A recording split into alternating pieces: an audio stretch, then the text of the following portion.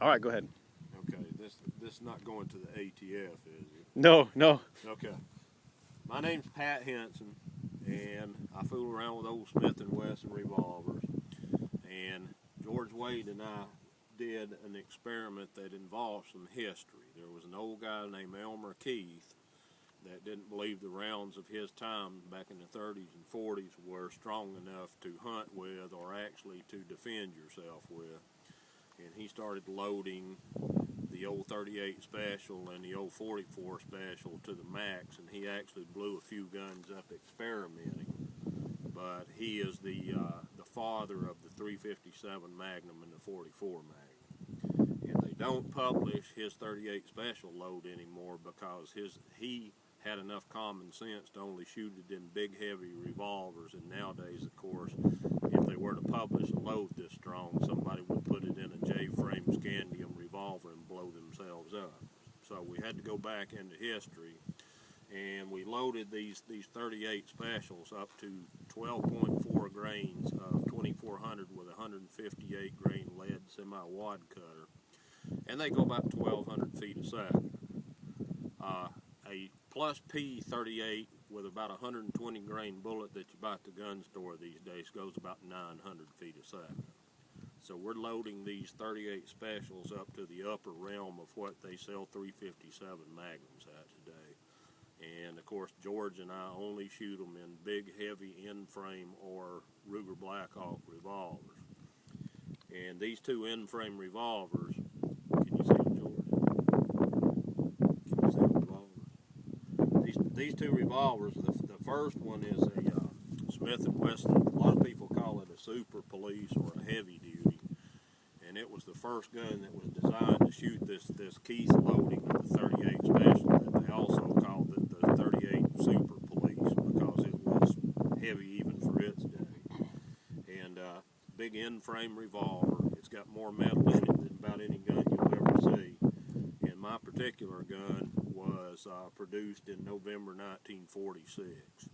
It's made from pre-World War II parts, and Smith&Wesson suspended operations for the civilian market in 41.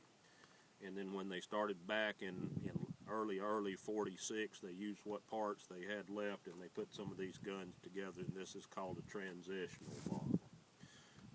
George's gun is the outdoorsman version of an in-frame 38 special. It has adjustable sights, and I think it was made like 1956, George? 57. 57, and then, of course, it's got adjustable sights, and it's got the target grips on it. And mine's a 5-inch barrel, and his is a 6-inch barrel. And as you can see, to be a 55-year-old gun, it's pretty nice condition. So we're going to shoot these things now. Go ahead and load them. Okay.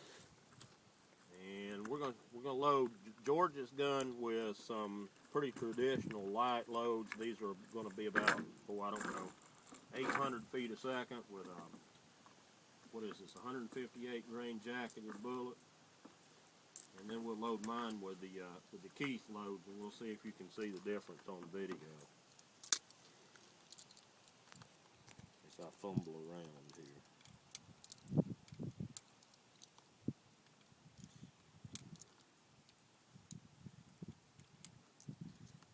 You notice I don't have much black nylon. Anyway, never mind. I forgot my timer at home today, too. Okay, these are the Keith loads. And of course, they've got the lead semi-wad cutter bullet, which Elmer Keith seemed to believe there was something about that bullet that was more deadly than a hollow point, believe it or not. Just the way it shaped and the way it hit and enters flesh. And I think there's something to that. We're not very scientific here.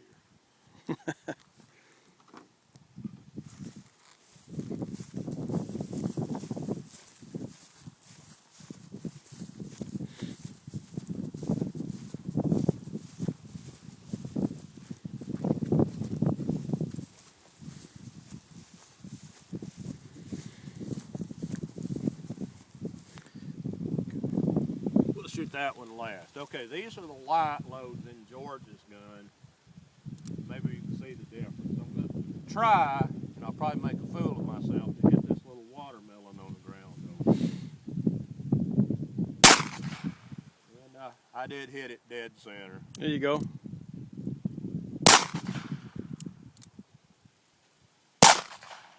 Okay, 3's enough, I think, on that. Let's see if we can see the difference on video.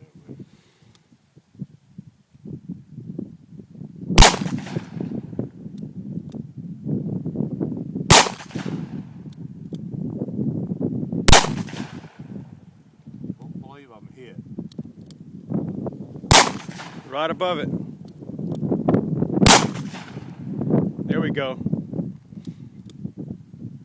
This is kicking about the equivalent of a good 44 Magnum. It has about the same recoil to me.